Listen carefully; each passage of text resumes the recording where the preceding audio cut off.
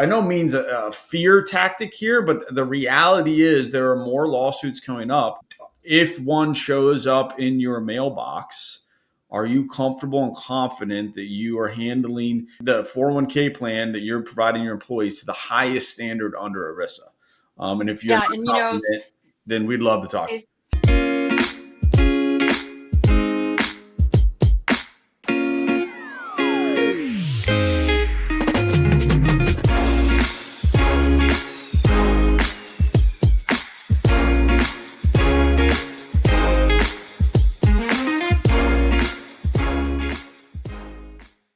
Welcome to the Wise Fiduciary Podcast. I am Isaac Wood, one of your hosts from Fiduciary Wise. Whether you're a thought leader, service provider, CEO, or decision maker, this podcast is for you. We break down best practices, the services and solutions available to you, discuss the latest topics, and shake up the industry norms. Join us as we explore, challenge, and navigate the future of fiduciary responsibility together. Welcome again. It's good to be here with you. For this season, we're actually doing skits that illustrate conversations we've had or do have or plan to have or sometimes think that we have, and then we break them down, and we are having one heck of a time doing it. So we're going to get into another skit today. I will be playing the financial advisor as always, so I'll get into financial advisor mode. Marta, who are you going to be? I am Marta Hurst. I will be playing the plan sponsor. So let me get my super sophisticated glasses on, my plan sponsor cardigan. And I'm Kate McBride, and I'll be playing Fiduciary Wise. Your favorite Fiduciary Wise employee.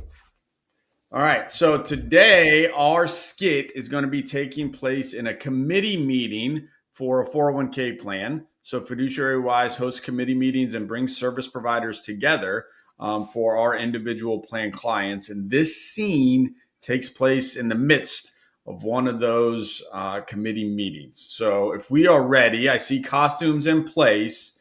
I guess it's time for lights, camera, action. Kate, I'm still pretty new to this stuff. I know these committee meetings are just standard review, but I always get a little nervous about our 401k liability. You're always talking about putting the participant first and meeting highest standards. No need to worry, Marta. From what I've seen, your plan is in good shape. I know we've been having conversations outside the committee meeting to make sure that things are on track and make you feel confident. Also, you should know that even though it's a review for you, Marta, Fiduciary Wise has been reviewing things behind the scenes between meetings, and we've got you covered. You've outsourced as much liability as possible.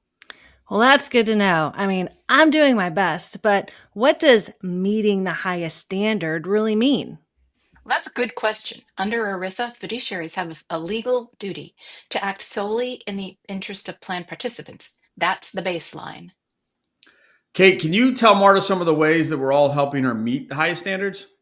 Sure. We conduct annual fee benchmarking and document the process. You've got a clearly defined investment policy statement, and you actually follow it. Kudos to Isaac. And you monitor your investment lineup quarterly and replace underperformers when the IPS says to.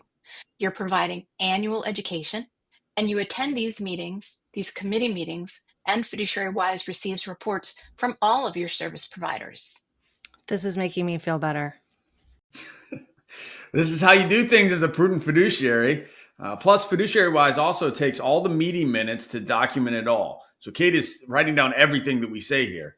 It also shows your decision-making process, which is a big help in an audit or even a lawsuit. Whew!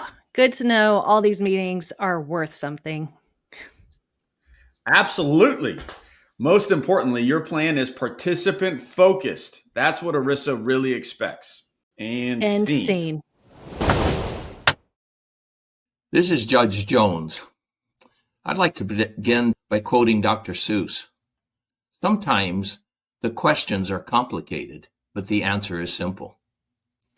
What is so complicated about highest standards?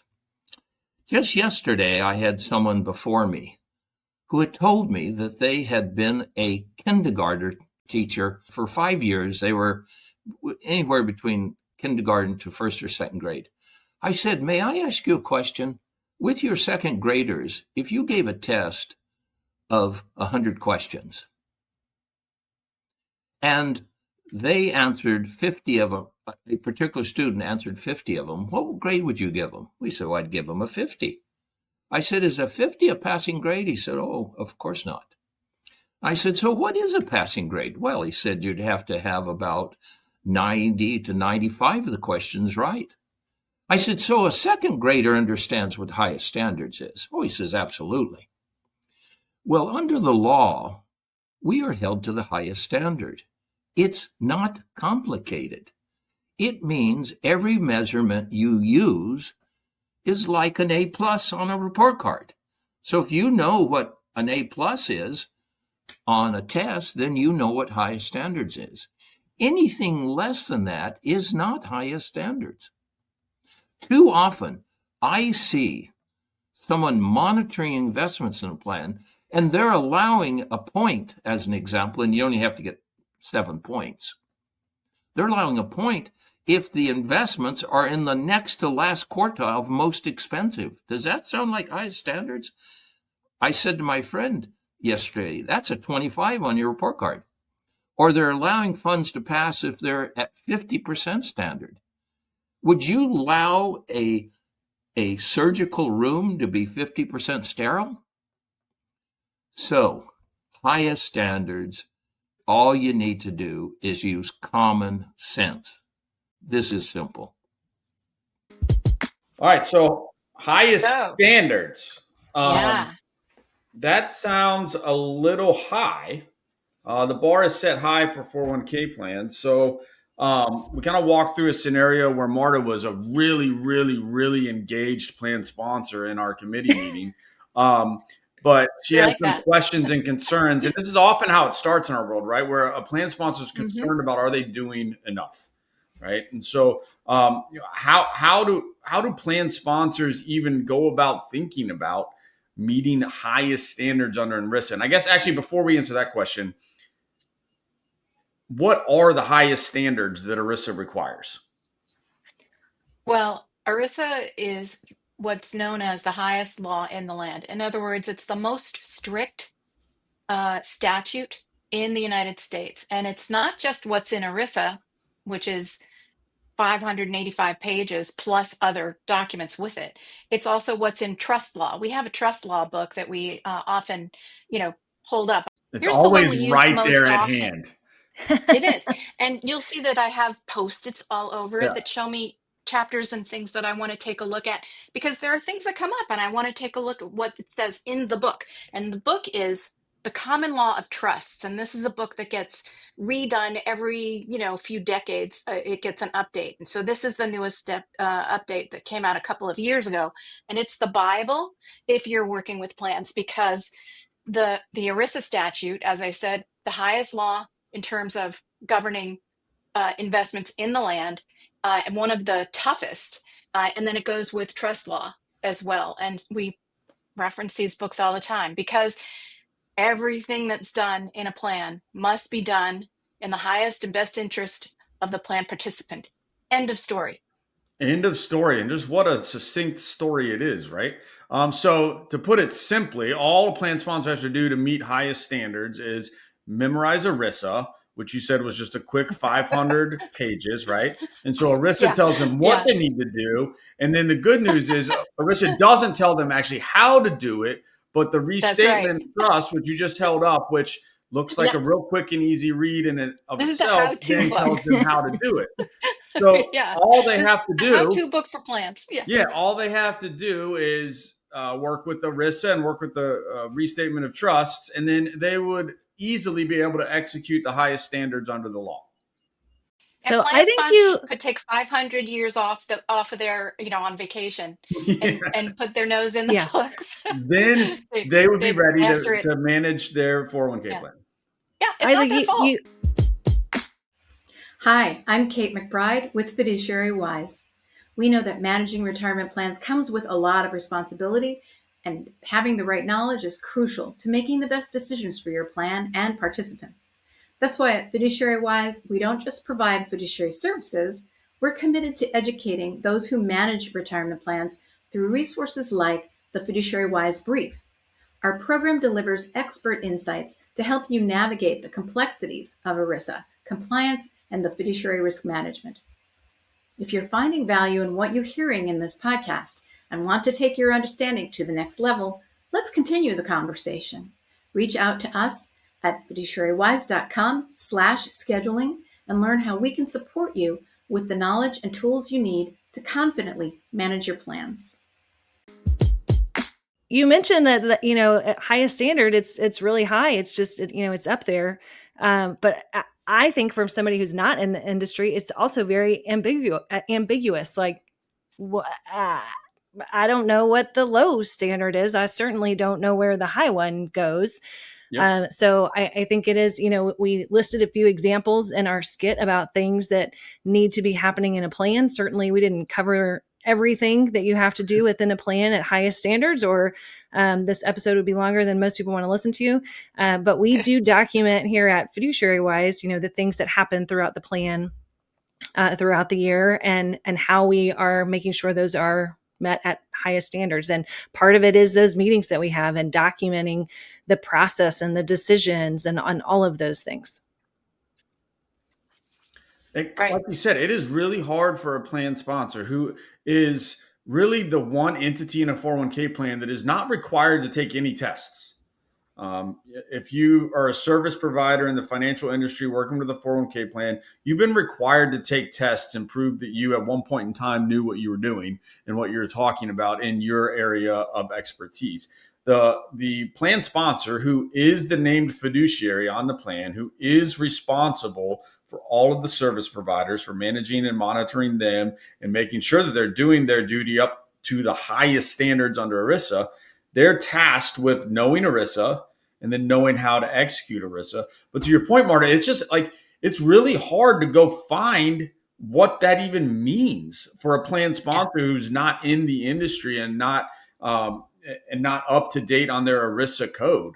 So it's really is, it's a tough scenario that a plan sponsor who is offering a 401k plan to their employees is in. And so often they don't realize that they're stepping in and taking on all of that burden, all of that responsibility when they offer a 401k plan. But Kate, there's ERISA though, doesn't actually expect that the plan sponsor would be the one doing that, do they? No. Well, as a matter of fact, Isaac, you bring up a great point, and that is that when ERISA was crafted 50 years ago now, and it's evolved. It's had lots of stuff added to it and how-tos added to it over those 50 years. But when it was created, most people who had a retirement plan had a pension plan. So, but even as ERISA is talking about being a responsible fiduciary on a plan, they say in ERISA, in one of those 500 pages, it says if you are not an expert in this space, which in order to meet highest standard, expertise is required, right? We expect that you be an expert. If not, we as ERISA would expect that you would hire an expert. So that applies across all the different roles and responsibilities inside a 401k plan, right? And so there's a lot of plan sponsors out there offering 401k plans to their participants that are shouldering a highest standards load that they're not aware that they're shouldering it, but they are shouldering it when they're not expected to do that. ERISA does not expect them to do it because they're not capable to execute it. Yeah, this is sort of an unexpected thing for plan sponsors to have to do. And really, in the beginning, when ERISA came out, they weren't supposed to do it. They were supposed to actually, 401k plans were supposed to have a professional 401k expert running them as the named fiduciary. And that's what Fiduciary Wise does uniquely in the industry. That's what we do. So Marta, you're our resident plan sponsor, right? At least you play one on podcasts. I do. So if you're a plan sponsor out there, like how do you, I feel like this would be scary, right? If you're listening to this and you have no idea what we're talking about, kind of work through how a plan sponsor should respond to finding some of this out. Well, I think when I was looking at the script for this podcast and thinking about the information and resources that I want Fiduciary Wise to be able to share with plan sponsors out there. You know, we talked about ERISA. We talked about the restatement third. Here at Fiduciary Wise, we keep up with court cases. We've got Kate with a special relationship with the DOL, so we stay in on things that are coming about. But most plan sponsors don't have access to that information. So while I wanted to be like, hey, look, here's all the resources, in reality, if I'm a plan sponsor, I'm like, yeah, I'm not gonna read ERISA. Is there like a Cliff Notes or something? Can I ask ChatGPT? So it is a little overwhelming. And I think, the good news, of course, is that there are options out there to explore, to outsource. And so I think that's our message too, is like, you don't have to do that all yourself, but if you want to, here are the ERISA, the restatement, court cases, all of these things contribute to how we know how to meet these requirements at highest standard. And it is something that we also develop over time. So I feel like we got a pretty good program, and we have establishment for how we're going to do things, but also we have to realize that over time things change, and sometimes we have to tweak how we do things or how we're looking at things to make sure that we more align with what highest standard is and what the expectation is for us. Yeah, because highest standard, ERISA is a living, breathing document that continues to change. And so that highest standard isn't just static, always the same. Right. So what is at stake here? So if I'm a plan sponsor and I hear all this, I feel like my gut reaction, my first instinct is to pretend like I never heard it and stick my head back in the sand and just go about making my widgets, doing my thing, and letting the 401k plan go about its business. So why should I not do that? Can I jump in here, and then everybody else can jump in too? I think because ERISA, if you're running a plan and you're a plan sponsor and you have items that need to be done in a plan that you're not comfortable, or you don't have the time, or you just feel like you're not really capable of doing them, up to the highest standard, that's not your fault, first of all, because Yes. your firm is doing something that you have expertise in. And the retirement plan, ERISA, is probably not one of those things. And I would say that applies to at least 99%, At least. of plans, right? Of plan sponsors. And so to me, I think it's a little unfair that the plan sponsor has to do all that they have to do. Those who are not members of the Fiduciary Wise family. I think that it should be horrifying to the plan sponsor that they have to do all of this and know all of this. And the best thing, and this is in ERISA, is that if there are things in your plan that you don't feel comfortable with, that you don't feel like you can do perfectly for your plan participant, you must delegate them to a prudent expert. And that's what Fiduciary Wise takes on. Those things that, normal plan sponsors wouldn't be expected to do correctly because they're not schooled for 85 years in all of this. Being able to delegate that properly to folks who can do it, who are nerds, who, are up to our eyeballs in books like this and court cases. This is what we love to do. This is what we have processes in place to do right, to do well. We have checklists and all kinds of tools that we use, that we talk about in these PAC meetings that we have, so that the plan sponsor knows how we're doing all that we're doing, and they can see it all. They have all the documents. They have everything at their fingertips to make sure that they understand that this is doing well. This is being done well for them, and more importantly than anyone else, for their plan participants. So, Marta, I'm supposed to do this. What if I don't?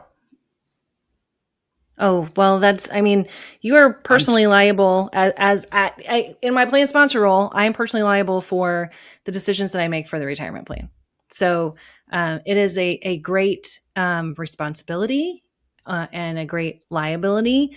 So, and the excuse of I didn't know that is not one. So we are held to a standard of know or should have known. And shouldn't have known means like you should have not put your head in the sand and you should have paid attention. I think one of my favorite parts. Maybe that's the wrong way to say it, but we, Kate mentioned if you're not an expert in these things, in the retirement space, there are kind of a lot of silos. So even though, we work with some investment fiduciaries, they're experts on investments. We work with some third-party administrators, they're experts in administration. We have clients who are 338 investment fiduciaries. We have clients who are third-party administrators because they are an expert in their part, and they might at least know some of the other things that are supposed to go on, but they say, no, thanks. I know as much as I want to know about ERISA, and I want somebody else to be responsible for not just making sure that it's happening, but that liability shift associated with it too. So I think those are our strongest stories, because it's people who technically do have quite a bit of experience and expertise in specific areas of ERISA, but they still say, no, thanks. I'd rather somebody else sign on the dotted line for this. Yep. And signing on the dotted line is an important piece, because if you're an individual person at a company signing on the dotted line, there could be personal liability for you, not just corporate liability from a plan sponsor, corporation perspective, but also at a personal level. And so, are we seeing more or less 401k lawsuits showing up every day? More. They're all over the place. Recent court cases. Court cases have made it so that there is going to be a monsoon of lawsuits. And when you see the number of lawsuits increase, you also see the sort of threshold from a plan size decrease, right? Because there's only so many 401k plans in the country. And so you might be thinking, well, my plan's not a target for these lawyers because we're not a large plan. Well, that target is getting bigger and bigger and bigger and encompassing smaller and smaller 401k plans. So that's right. By no means a fear tactic here, but the reality is there are more lawsuits coming up. And if one shows up in your mailbox, are you comfortable and confident that you are handling the 401k plan that you're providing your employees to the highest standard under ERISA? And if you're not confident, then we'd love to talk. Hey, I'm Isaac Wood with Fiduciary Wise. With years of experience helping plan sponsors, TPAs, record keepers, and advisors navigate the complexities of retirement plans, I understand that every client has unique needs. That's why our MEP, PEP, and DC group of plan services offer complete customization. Whether you're managing multiple plans or looking to streamline administration, we tailor solutions that fit your goals while also ensuring compliance with ERISA regulations. At Fiduciary Wise, we don't just offer cookie cutter options. We work closely with you to design a plan that maximizes efficiency, minimizes risk, and gives you the control that you need. Imagine the confidence of knowing that you have an experienced team behind you, guiding you every step of the way. If you're ready to take your retirement plan to the next level, let's connect. You can schedule a meeting at fiduciarywise.com/scheduling to see how we can help. If you're going to be sued by a plan and you're the person who signs the Form 5500, which is something that Fiduciary Wise does for our clients, we sign it. We check the 5500. We sign the 5500. We take that legal liability off of your shoulders. And if you are the person at your firm who signs the Form 5500 for your company's 401k plan, then that summons of a lawsuit, that's coming to you. And it doesn't have to be this way. There was a really big court case that came out very recently that really is changing everything about what plan sponsors do. And that is Cunningham versus Cornell University. And the long and short of that case is that if you have a plan and you don't do everything up to the highest standard, that you can be sued very, very easily, that it is much easier now for the plan to be sued, a plan of any size. And the upshot of the finding in the Supreme Court for this was, if you're a plan sponsor, you have to do everything necessary to be done in the plan. And if you don't do that, you can get sued. And there is much more likelihood of getting sued now because of this case, because it says that the plan participant can get the information they need to sue the plan, and everything goes forward more quickly. Whenever a plan sponsor hires a service provider, it's a prohibited transaction, and they have to find the matching prohibited transaction exemption in ERISA. This is like hunting for a needle in a haystack for a normal provider. This is not an easy thing to do. And in my opinion, no plan sponsor should be managing the plan themselves anymore. They're just That's not just prepared. bottom They're line not with prepared this to do case. that. They're not Yeah. prepared to do that. And the big shift from that court case was that the burden of proof is on the defendant, the plan sponsor, to prove That's right. that they were doing everything correctly. And so we're used to the court of law being innocent until you're proven guilty. And in the manner of ERISA, what these courts are saying once you've been accused of something, you're guilty until you're able to prove that you're innocent in all things ERISA. And so that's a big deal, and the stakes are high, and they're the highest standards under the law. Any other thoughts around highest standards and how high they are? They're so high. I do, since you guys brought up the Cornell case, I do want to point out we've covered that a lot from the Fiduciary Wise side. So we will be sure to link some of those media pieces. Kate did a great interview with Jim Watkins. Isaac and I break that down as well. So we've got a lot out there. If this is new information to you, or you're like, I just don't quite get what's going on with that case, we've got a lot to add for that as a resources for our listeners. We'll put them in the link in the description for our podcast. Just really a landmark case when it comes to ERISA and the way 401k plans are managed, but then also litigated as a result. Right. All right. Well, thank you so much for tuning in to the Wise Fiduciary podcast. We would absolutely love to hear your thoughts and answer your questions. So drop a comment, send us a message, or schedule a meeting with us at fiduciarywise.com/scheduling. Don't forget to join us next time for more insights, more discussions, and absolutely more skits. See you in the next episode. Ta-ta for now.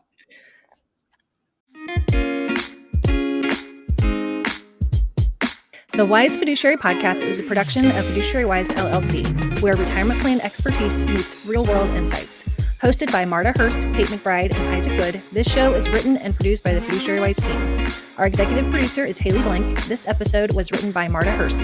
The content of this podcast is for informational and educational purposes only and should not be construed as legal or investment advice. Always consult a qualified professional regarding your responsibilities as a plan sponsor or a fiduciary. Thanks for listening.